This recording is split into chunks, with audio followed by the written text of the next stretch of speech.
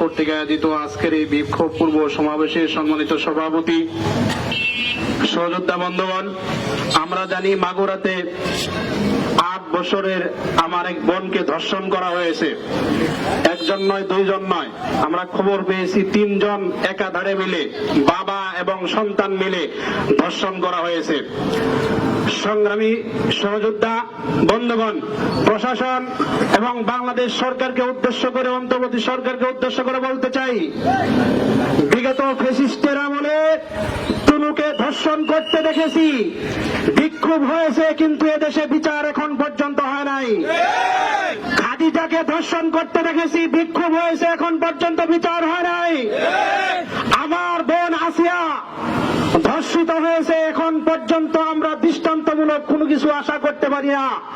আজকের এই বিক্ষোভ পূর্ব সমাবেশে আমরা দাবি জানাতে চাই, অনতিবিলম্বে আসিয়ার ধর্ষকদেরকে ফাঁসির কাস্টে ঝুলাতে হবে।